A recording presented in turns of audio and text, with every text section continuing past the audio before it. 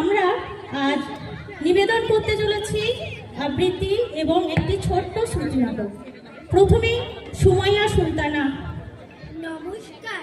পুতুল ভাঙা কবিগুরু রবীন্দ্রনাথ ঠাকুর। 7-8 27 আমি বলেছিলাম বলে গুরু মশাই আমার পরে উঠলো রাগি চলে। মা গো তুমি 5 পয়সায় এবার রথের দিনে সেই যে রঙিন পুতুল খানে আপনি দিলে কিনে। খাতার নিচে ছিল রাখা দেখালি এক ছেলে। গুরু মশাই রেগে মেগে ভেঙে দিলেন ফেলে। বললেন তোর দিন রাত্রি কেবল যত খেলা, একটুও তোর মন বসে না পড়াশোনার বেলা। মা গো আমি জানাই কাকে, ওর কি গুরু আছে? আমি যদি নালিশ করি এক্ষুনি তার কাছে। কোন রকম খেলার পুতুল নেই কি মা ওর ঘরে? সত্যি কি ওর একটু মন নেই পুতুলের পরে? সকাল সন্ধে তাদের নিয়ে করতে গিয়ে খেলা, কোনো পড়াই করেননি কি কোন রকম হেলা? ওর যদি সেই পুতুল নিয়ে ভাঙেন কেউ রাগে, বল দেখি মা ওর মনেটা কেমন দর লাগে। নমস্কার। এখন বিদিশা দাস বৈরাগ্য শোনাবে কবিগুরু রবীন্দ্রনাথ ঠাকুরের ভোলানাথ লিখেছিল ইত্যাদি।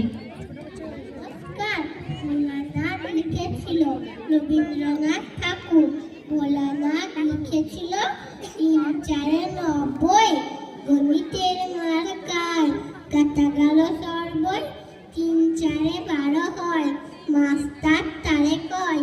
লিখেছিল ঢের বেশি একার গড়বড়। নমস্কার। এবার আরফা সুলতানার কণ্ঠে শুনবো সুকুমার রায়ের ভয় পেও না। ভয় পেও না সুকুমার রায়। ভয় পেও না, ভয় পেও না, তোমায় আমি মারবো না। সত্যি বলছি কুস্তি করে তোমার সঙ্গে পারবো না। মোটা আমার বড্ড নরম, হাড়ে আমার রাখতে নেই। তোমায় আমি চিবিয়ে খাবো এমন আমার চাঁদ দিবি। মাথায় আমার শিং দেখে ভাই ভয় পেয়েছো কতই না। জানো না মোর মাথার ব্যারাম, কাউকে আমি গুতোই না। এসো এসো গর্তে এসো, বাস করে যাও 4টি দিন। আদর করে শিখে তুলে রাখবো তোমায় রাত্রি দিন। হাতে আমার মুগুর আছে তাই কি হেটাই থাকবে না? মুগুর আমার হাল কেমন, মানলে তোমার লাগবে না। অভয় দিচ্ছি শুনছো না যে, ধরবো নাকি ঠ্যাং দুটা?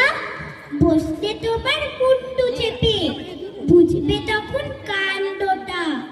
আমি আছি, গিন্নি আছে, আছেন আমার 9 ছেলে। সবাই মেরে কামড়ে দেব মিথ্যে আমন ভয় পেলে। নমস্কার। এখন শোনাবে অতন্দ্র চক্রবর্তী সুকান্ত ভট্টাচার্যের পুরনো ধাঁধা কবিতাটি। নমস্কার। পুরনো ধাঁধা কবি সুকান্ত ভট্টাচার্য। বলতে পারো বড় মানুষ মোটর কেন চড়বে, গরিব কেন সেই মোটরের তলায় চাপা পড়বে?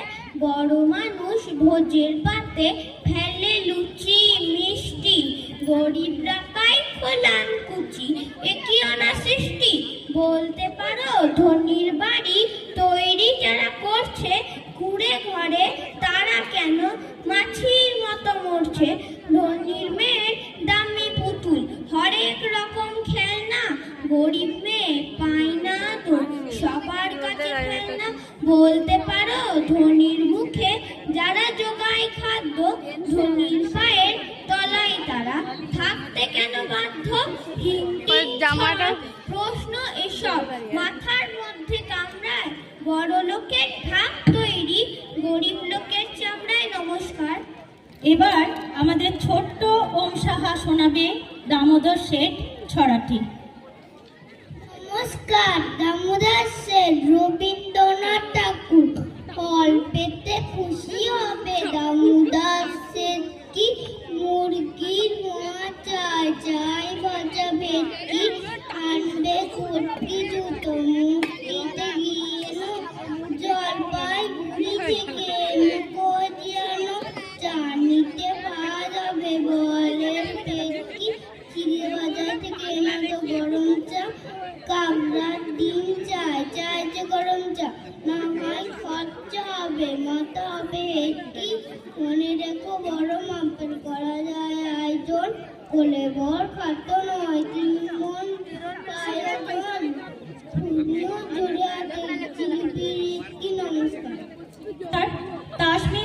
কবিতাখানা শোনাবে কাজী নজরুল ইসলামের ঝিঙে ফুল।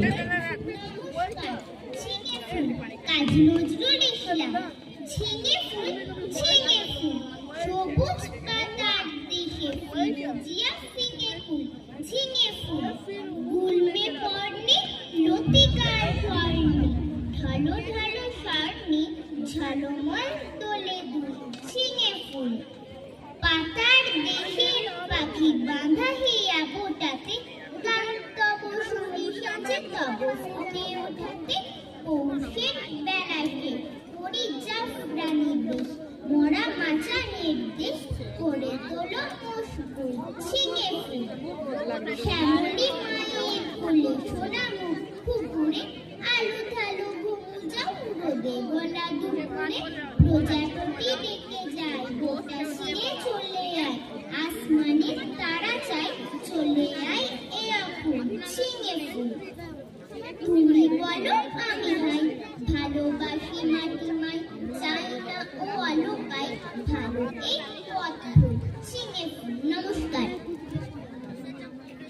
আগেকার শৈশবে অধিকাংশ জুড়ে ছিল নিত্য নতুন বই, নানা রকম খেলাধুলা। খোলা আকাশের নিচে কাটতো খোলামেলা ছেলেবেলা। কিন্তু এখনকার শৈশব গৃহবন্দী, আরো বন্দী নানা রকম যন্ত্রে। শিশুদের জীবন আজকাল যান্ত্রিকভাবে চলে। চার দেওয়ালের মাঝে মুঠোফোন বন্দী জীবন থেকে ওরা কি আদৌ কখনো বের হতে পারবে? প্রশ্ন রইল আমাদের ছোট্ট একটি শ্রুতি নাটক মোবাইল আর মোবাইলের মাধ্যমে।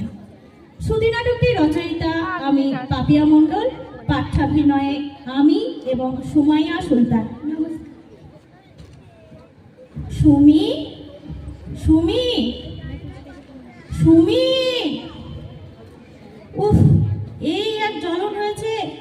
কানে হেডফোনটা গুজে বসে থাকবে, মানুষ ডাকতে ডাকতে মরে গেলেও সাড়া পাবে না। এই সুমি। হ্যাঁ, কি হলো? হেডফোনটা খুললে কেন? মানেটা কি শুনি? তুই সারাদিন কানে হেডফোন গুজে রাখবি, তোর সাথে কেউ কথা টথা বলবে না নাকি? ওই মোবাইলটায় কাল হয়েছে। উফ, দিন রাত মোবাইল আর মোবাইল। দূর, সেই একই ফাটা ক্যাসেটের মতো চেঁচানো। কি বলবে বলো? আমি প্রজেক্টের ব্যাপারে একটা ভিডিও দেখছি। নিকুচি করেছে তোর প্রজেক্টের। হ্যাঁ রে, পড়তে বসলেও সবসময় মোবাইল নিতে হয়। শুধুমাত্র খাওয়া, ঘুম আর নিজের কাজটুকু ছাড়া তো বাকি সারাক্ষণই তোর মোবাইল লাগে রে। তোর জীবনটা তো মোবাইলেই ঢুকে গেল।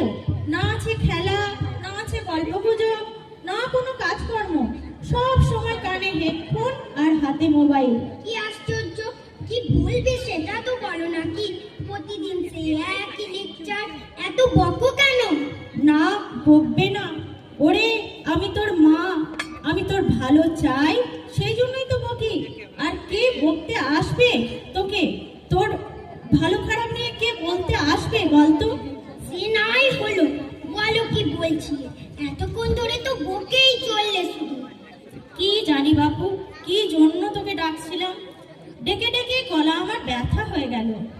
তুই এবার থেকে মোবাইলটা একটু কম নিয়ে বাবা, পড়াশোনায় একটু মন দে। আর দুটো কানে ওভাবে হেডফোন না গুজে একটা কান খোলা রাখ। ঘরের লোকের কোনো বিপদ আপদ হলে তুই তো কিছুই টের পাবি না রে। তুমি বিশ্বাস করো মা, আমি সত্যি সত্যি প্রজেক্টের কাজ করছি। আর করতে গেলে সত্যি সত্যি মোবাইলটা লাগে। কত কি সার্চ করতে হয় গুগলে, তুমি কি আর জানবে? সেই তো, আমি তো গাধা, আমি কি আর জানবো। তা হ্যাঁ রে, বইয়ে কি কিছুই লেখা থাকে না? তাহলে ওই গাদা গাদা টাকা খরচ করে বইগুলো কেনা হয় কেন? মোবাইলে পড়লে তো পারিস। দাঁড়া, আসুক তোর বাবা। খালি মুখে মুখে তর্ক, খুব লেয়াকত হয়েছিস। আহা, আবার বাবাকে কেন? তুমি তো বললে যা বলার। তোমাকে বোঝানোর ক্ষমতা আমার নেই। তুমি যা বললে তাই হবে। এবার আমার কাজটা করতে যাও। আর তুমি কি বলছিলে সেটা মনে পড়লে বলো। হ্যাঁ, আমি তো অবুঝ, আমাকে বোঝাবি কি করে? তুই তো বিশাল বোঝদার হয়েছিস। থাক, ওই মোবাইলেই ঢুকে থাক। আমি চললাম রান্নাঘরে। যাও মা লক্ষ্মী আমার। উফ। নমস্কার, আমাদের রুদ্র নিবেদন এখানেই শেষ হলো।